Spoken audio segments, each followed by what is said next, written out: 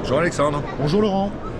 Bienvenue sur le stand IQ Sub, le stand sur lequel tu vas retrouver, vous allez retrouver, les personnes qui vont venir au salon vont pouvoir retrouver toute la gamme IQ Sub. La gamme IQ Sub, on la connaît depuis 3 ans sur le marché français. Elle a commencé par le XCCR qui est un recycleur dorsal avec 2 versions, le recycleur en mode normal, en taille normale, et un modèle petit, taille hobo, qui était plus compact et pour les personnes à gabarit plus petit. La deuxième nouveauté, c'était la nouveauté de l'année dernière, c'était le Flex 2 qui était le recycleur latéral utilisé pour toute la plongée side mount et aussi pour la plongée Bellante CCR qui prend de l'ampleur aujourd'hui et sur lesquelles on a de la demande. Ces 3 machines, c'est ce qu'on avait jusqu'à cette année. Cette année, la nouveauté IQ Sub, c'est le FXCCR que je vais vous présenter maintenant, qui est un recycleur ventral entièrement électronique. Alors on va reprendre sur cette machine tous les points forts des machines IQ Sub, à savoir la bob bien connue Golem Gear qui va permettre sur une utilisation recycleur en cas de besoin immédiat de sécurité, sur un simple geste d'accéder à une connectique qui va être alimentée par un Bellante, c'est-à-dire en un seul geste accéder à un gaz de secours. Sur le BOV, en haut, le HUD Shearwater, bien connu et maintenant utilisé sur beaucoup de machines modernes, qui va donner des vraies valeurs de PPO2. Un appareil à part, ce n'est pas l'affichage de l'ordinateur, c'est bien un appareil secondaire avec 2 canaux différents, 2 canaux de sécurité. Sur le premier principal canal, on va avoir le Petrel 3, aujourd'hui équipé de série. Et sur le deuxième canal, donc effectivement, le HUD. À l'intérieur de la machine, on va l'ouvrir à côté si tu veux, on va retrouver 2 poumons qui sont symétriques. C'est-à-dire que l'effort inspiratoire et expiratoire va être de la même valeur. On va avoir quelque chose de constant, avec des tuyaux très souples et petits. Donc on a un effort inspiratoire, même sur ces machines, très confortable, y compris en position verticale. On ne va pas avoir un effet hamster avec le gaz qui vient à l'intérieur. De série, il est équipé avec une bouteille 2 litres, 300 bars de fabrication tchèque, avec une structure en inox et ensuite un cerclage résiné. Que dire d'autre? Oui, sur l'alimentation diluant, par exemple, on va avoir un manifold, enfin un MAV d'alimentation diluant en 3 voies, c'est-à-dire qu'ici on va venir connecter en QC6 le gaz qu'on va vouloir désirer en diluant. Ça peut être une bouteille qui peut être différente suivant la plongée qu'on va faire. L'alimentation va permettre soit de commander manuellement pour injecter dans la machine, soit alimenter ce qu'on appelle un ADV, c'est-à-dire une vanne d'ajout de diluant automatique qui est débrayable par un système de stop flow, soit alimenter directement la BOV, c'est-à-dire avoir un accès directement à notre bouteille de Bellante sur le geste que je vous ai montré tout à l'heure. Ensuite, on va retrouver des injecteurs manuels oxygène et diluant, et surtout une qualité de fabrication bien connue chez IQ Sub, de fabrication tchèque de haute qualité.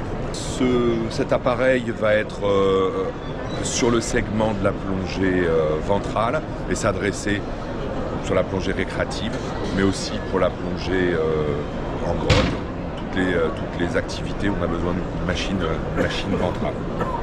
La machine est présentée dans la version complète telle qu'on vient de la voir ici, un petit peu en dessous de 8 000 € TTC, ce qui la place à un très bon niveau de concurrence sur le marché, à ce niveau de qualité. Alors si on rentre à l'intérieur de la machine, la grosse pièce que l'on va trouver, c'est le canister qui contient le scrubber. Le canister est en DELRIN, une partie centrale tournée, et ensuite 2 flasques sur le côté qui vont venir fermer la boîte, on va dire. À l'intérieur de ce canister, on a un filtre radial de 2,5 kg qui va permettre une autonomie de 4 heures avec la machine. Le filtre radial va permettre d'avoir un effort respiratoire beaucoup plus faible, puisque en fait l'air est beaucoup plus diffusé à l'intérieur. On a un piège à eau sur la flasque sur le côté qui va permettre sur une orientation d'envoyer l'eau dans une partie et pas inonder le scrubber si ça arrivait. De l'autre côté, on a la flasque, on a la partie électronique. À l'intérieur de la partie électronique, qui va venir se fermer sur cette partie, on va retrouver effectivement ce que l'on retrouve sur toutes les machines AQ-Sub, une boîte à cellules, une connectique qui se démonte avec des cellules coaxiales, donc 3 cellules coaxiales qui peuvent être démontées pour être stockées dans un endroit sec entre les plongées, par exemple. Donc quelque chose qui se monte très facilement. Un solénoïde à l'intérieur qui va permettre effectivement d'injecter l'oxygène. Sous cette partie-là, non accessible par l'utilisateur, la partie dive can de Shearwater qui va être la partie hardware, on va dire, de la machine. Si je retourne la flasque, on va retrouver ce qu'on connaît déjà sur toutes les autres machines, le X-Connector qui permet d'isoler un élément très facilement pour la maintenance ou pour changer ou pour l'isoler par un bouchon s'il est défectueux. On n'a pas besoin d'envoyer la tête de la machine quelque part. On peut très bien isoler juste une partie défaillante si ça arrivait par un système type. On a sur le même principe un double circuit, j'en ai parlé tout à l'heure. Donc on a un double circuit digital avec un circuit primaire qui contrôle le contrôleur Petrel qui va contrôler le solénoïde et un circuit secondaire qui est le HUD qui va, comme je vous l'ai dit tout à l'heure, afficher de façon indépendante les valeurs PPO2 pour l'utilisateur. Le troisième connecteur est ici utilisé pour un compartiment batterie qui est un double compartiment étanche à l'extérieur de la boucle respiratoire, c'est-à-dire qu'en cas de problème sur un accu, on n'est pas dans quelque chose de respirable, et qui va alimenter de façon indépendante le circuit principal et secondaire. Donc aussi une double redondance sur l'alimentation. Les poumons sont ici, donc dans la version, ça c'est la version qu'on a eue juste avant le salon. La version finale aura des poumons qui sont donc symétriques, qui sont formés, on les voit bien, ils sont en forme carrée pour utiliser le maximum de place. Les poumons seront démontables entièrement pour pouvoir être nettoyés, décontaminés après une plongée. La machine va bénéficier de l'avancée du CE de toutes les autres machines et on est en train de compiler les documents pour pouvoir sortir une certification CE début juin de cette année, en 2024, et donc pouvoir attaquer des formations dans la foulée. Les formations sont disponibles sur la Côte d'Azur aujourd'hui, entre Toulon et Monaco.